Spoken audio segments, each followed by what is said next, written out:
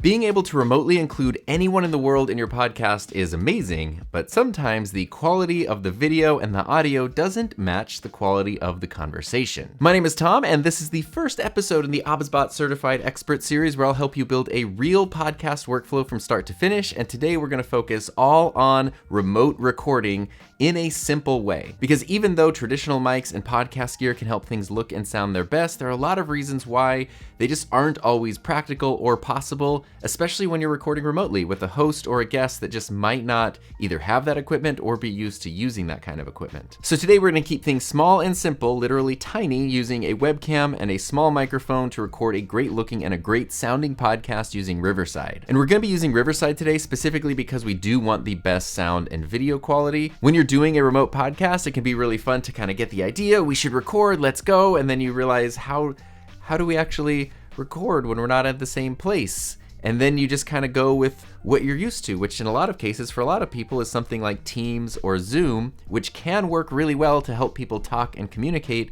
but they don't usually deliver the best audio and the best sound quality. And anytime you're doing anything related to video, audio is half of the video experience, if not more. And especially when it comes to podcasting, even with a wonderfully produced video podcast, it's really important to keep the audio quality in mind. And that's because no matter how much time and effort you put into creating the best looking show, you've got a great set, you've got great lighting, you've got great cameras, realistically, when you're talking about a podcast that goes on for a long period of time, most viewers are really listeners, and they're going to have it on a second display, they're going to have it on a phone, they're going to be doing something else while they're listening to the show, and they're going to kind of glance over at the screen every so often, which means that, yes, your video quality, you want it to look absolutely as good as possible, but your audio quality is what stands out the most. Imagine if I were just recording this video with my camera's built-in mic placed far away from me, and this is what it sounds like.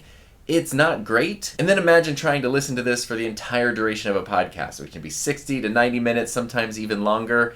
That is going to not feel great for your listener. And where Riverside fits into that, if you have a decent microphone and a decent camera, they don't have to be the biggest, the most expensive in the world, but if that's what you have, Riverside will help you get the actual full quality from those that you can then share with your listener. Because when you're doing a remote podcast, the way to get the best audio and video quality is to record locally, which basically means if I were back here on my computer, I would be recording directly to that computer, and if I were working with someone in a different location, they would be recording directly to their computer, and then they would send me their files afterwards, and I can sync it all up and I can edit it. But that's exactly the problem. That is kind of a complicated workflow, and sending large, high-quality files can take a lot of time and be kind of a hassle, and not everyone is equipped or comfortable with recording locally. You might be as the host of your show, but if you're inviting guests or co-hosts without that past production experience, they might not be super comfortable with that kind of a workflow, and they could potentially make mistakes. They could forget to send you the files, they could forget to record, their computer could crash. You're putting a lot of your production into the hands of somebody else. So that's why a lot of people turn to things like Teams and Zoom because they're super simple, but they're not recording locally at all. It's all browser-based, cloud-based, so that means that you're just not getting the best audio quality. And Riverside kind of bridges that gap because what Riverside does is it essentially recreates a local recording workflow without you having to do anything. That's kind of the magic of it. Without having to set anything extra up, everybody on a Riverside call does have their files recorded locally, but they are also uploaded in real time so that by the time you're finished recording, as long as the little notification that says everything has been uploaded is good, the other person can log off and you have access now to all of the full quality files, but they didn't have to do anything extra. So that's the setup we're gonna do today. I'll walk you through the whole process to help things look and sound their best. And fortunately, I have an awesome guest host to help me. So please welcome my lovely wife, Heather, to this sample podcast. Welcome to the Sample Podcast with Heather and Tom. I appreciate that you zoomed right over here as soon as I sent you the link because we are on Zoom right now. The reason we're on Zoom is because, like I said earlier, that's kind of the common thing that people go for. If you want to do a video podcast, you need to record with someone who's not in the same space with you. You are probably familiar with some kind of video conferencing software like Zoom or Teams or something along those lines. And so you go, hey, let's use the thing we're already familiar for, maybe the thing we already have an account for, and you start up and you press record.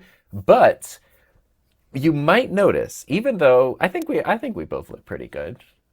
I think the shot actually, I'm actually impressed. No, I was just saying how the webcams have really come a long way. we're both using the OBSBOT Tiny 3 and we're both using the OBSBOT Vox microphones. We have matching setups, super simple setups for this, which is really, really nice. And the lavalier microphone is great because if we move, it's gonna follow us, and also we don't need to have the big mic arm in the shot, which sometimes can be not a problem, but sometimes it can be a little bit annoying. So this is a very simple, a very convenient setup. It looks very good, but the downside to Zoom, even though I do have the option to choose if I want to record this directly to my computer or to the cloud, in this case right now I'm recording directly to my computer, the downside is even in HD on a paid account, I'm limited to 720p. So our 4K webcams, you're only seeing 720 out of our 4K webcams, which is not a problem. If we're doing an audio-only podcast and we just need to see each other while we're doing the podcast, that doesn't matter because we just need to be able to have a conversation. Yeah. If we're doing a video podcast, we then probably do want the best quality, so 720, it leaves a little bit to be desired there. And then audio-wise, we both have gone into Zoom settings because by default, Zoom has all kinds of noise cancellation and echo cancellation, all this stuff turned on. I'm using in-ear monitors right now to hear Heather, and Heather's using, what are you using to hear me? Just my Bluetooth speaker on my desk.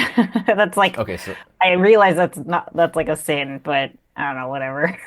So that's perfect because that is a very common thing. So Heather's using a speaker on her desk that's playing the sound in her office, but it's turned pretty low. But Zoom is doing all kinds of processing. So, this is about as good of quality as we're going to get out of Zoom. And, let's talk for a few minutes and just kind of give an example of what a podcast might look and sound like with this method using Zoom. Well, I came up with a question that we can use as our audio video test. And I wanted to come up with a question where we can go back and forth. So my question is, was the dress black and blue or white and gold? My eyes saw black and blue, and I took it into Photoshop and I did the color droppers, and the dress is white and gold. Yes. Okay, cool. Found the manufacturer of the blue and black dress, but you saw white and gold. Yeah, I know, but like when you look at the picture, when you just look at the picture, don't bring in other programs, don't bring in the backstory. Just look at the picture on the phone. Is it white and gold or black and blue? And the answer is white and gold. Black and blue. That is still so weird to me that we see different things. That's just so weird. It's a good metaphor for discussions in the world, right? We can look at the same thing and see it totally differently. Everybody, white and gold, right? White and gold. Black and blue. Okay, you know what? I think this conversation... boom.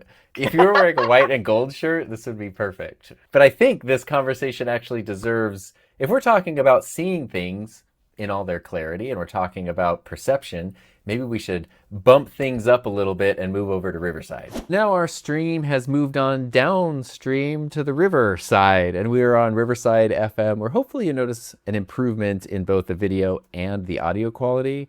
I know we did, just logging in and talking to each other. Yeah. Pretty big difference. Heather sounds like normal and not like muffled into my ears here, and then everything just looks really, really clear. So for you, Heather, was there any real difference in like difficulty in joining the Zoom meeting versus the Riverside session? No, it's the same. It's just a link, so it's just a browser link, yeah. Both of them, you have to select your video or your camera and your microphone. I press record on my Riverside here, so I'm getting recording of our audio, our video, our different angles, our merged grid view, but also our separate things. And we're doing 4K 30 as well. We're not doing 720. And one thing that's on my screen is I see Heather, she's in 4K and it says 95%. And you have a percentage on your screen as well, right? Yes. It's at 93, 94, 95. So that is really the only thing that your guest in Riverside needs to pay attention to is that percentage, because what Riverside is doing is it's recording everything locally to Heather's computer. Even though she didn't do anything, it's saving the full quality files there, and then it's in real time also uploading them, so that way I can access them and she doesn't have to do anything. The only thing she needs to do is make sure, and Riverside will prompt her, that she does not leave before that gets to 100%. So you have to make sure everything's fully uploaded, and then you can end the session. The guest can log out and leave. That's the only thing to keep in mind. Otherwise, she doesn't have to do anything. This is like the easiest thing on your guest, which is what you want, whether they're a co-host or just a one-time guest. You want to make things as easy and seamless as possible. And now, again, we're just using the simple setups of 4K webcams with the Tiny 3, nice little microphones with the OBSBOT Vox microphones that are just paired directly to the camera, so we didn't have to deal with receivers or other connectors or adapters or anything. Super, super simple setup. That setup was a setup for Heather to ask our next question as an audio video example. Okay, so for this question, I feel like our answers can be different depending on the mood. So like, I'm just going to preface that. But would you rather go anywhere in the future, at any point in the future, or would you rather go at any point in the past?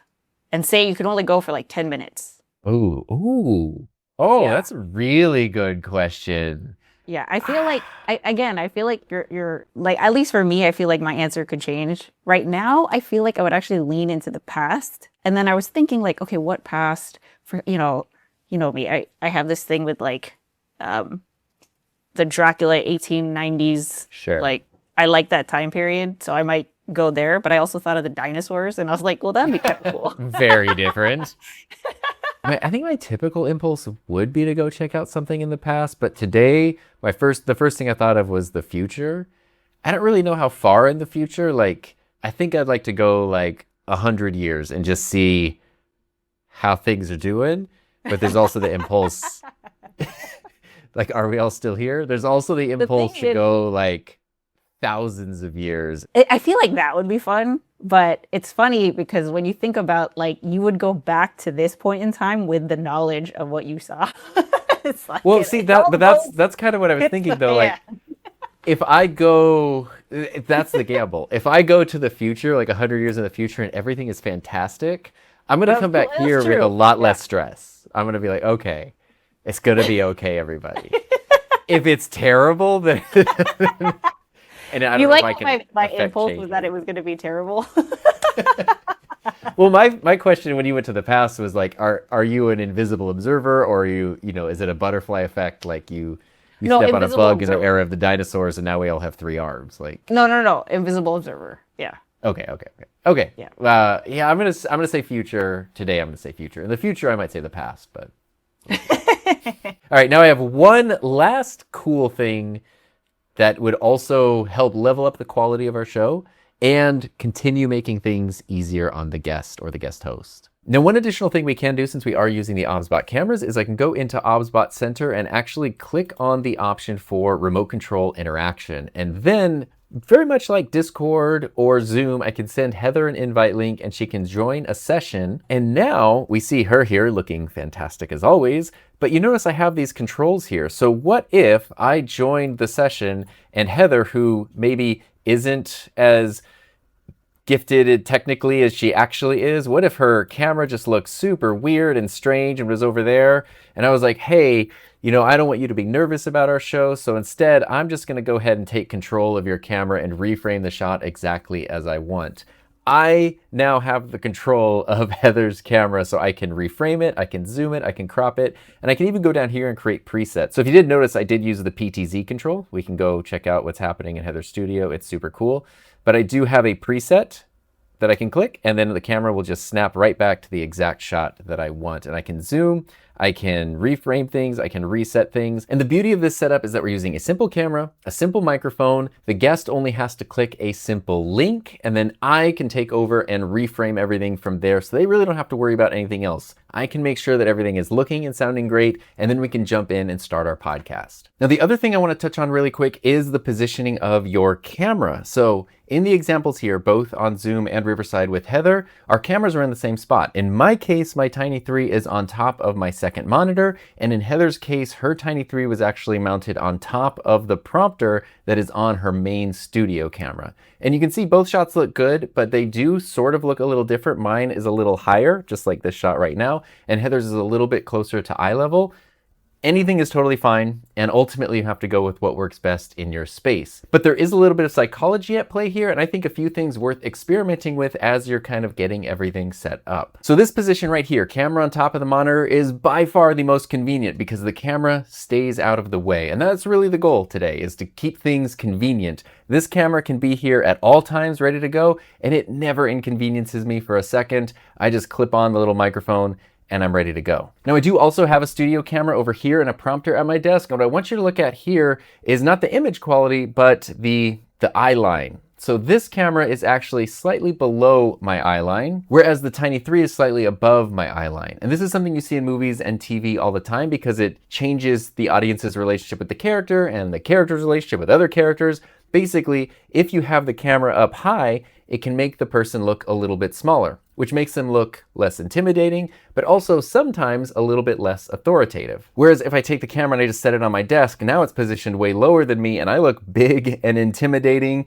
And maybe that's something you want for a character in a movie sometimes, but oftentimes for podcasts and streams, you don't want to seem big and intimidating to the viewer or the guest. So if it's something that's possible and not too inconvenient with your setup, I definitely recommend having the camera either at eye level or slightly above it, so that way you either feel neutral or approachable to your audience and your guests. The other option is to do what I kind of alluded to a moment ago and use a teleprompter, because this will allow you to keep direct eye contact with the camera, usually at a neutral position, and you don't have to just use it for scripts. If you're somebody who does a lot of remote interviews and you have guests and co-hosts, this then lets you put them on the prompter so that way you can look directly at them the whole time you're talking, and it just helps everything to feel a lot more natural. Now, the other recommendation I have has to do with audio, and this applies to any software you're using, whether that's Riverside, Zoom, OBSBOT Center, OBS, Ecamm, whatever. I strongly recommend that when you start and everything is first set up, go in and turn off any audio processing, especially things that have to do with noise reduction and echo cancellation and anything that's trying to help like isolate your voice. Those sound like good things, but they're often universally applied to a lot of microphones. And anytime you're using a dedicated microphone, it's worth starting off with whatever that microphone sounds like on its own. So go into your audio settings and turn off anything that has to do with noise cancellation or voice isolation. Turn those off, see how it sounds, and then if you do need a little bit, start adding in at the lowest settings until it kind of gets where you want it. If, though, you are planning to record and then edit, you're not streaming live, I kind of recommend that you let everything be natural and just record it as is, and then you adjust that processing later in your editing software. Because there are a lot of tools built directly inside of editing applications and even things like Adobe's Enhanced Speech that let you isolate your voice, remove background noise, and they do a really good job and they sound really natural. And that way, when you're recording, you're not baking those settings directly into your audio and you're stuck with them. You're working with kind of the raw audio, the radio, and then you can add in all of those adjustments later if you decide that you need them. It just kind of gives you more control over exactly how things sound. My favorite part about this workflow is that even if people are in entirely different locations, it can sound like they are recording in the same room. And as we've seen, you don't need the biggest and the most expensive gear. You can get great results with really simple setups, which are really important for, you guessed it, your guest or your co-host, because you always want to make things simple for them. So as long as they have at least the basics going, you as the host through Riverside and OBSBOT Center can take control and make sure things look and sound their best. And all the other person has to do is click a link and then turn on their camera and microphone. So thank you again to OBSBOT for sponsoring the Podcast Certified Expert series. If you'd like to know more about any of the gear mentioned in this video, be sure to use the links in the description. And if you want to know more about leveling up your podcast production workflow, check out some of these videos right here.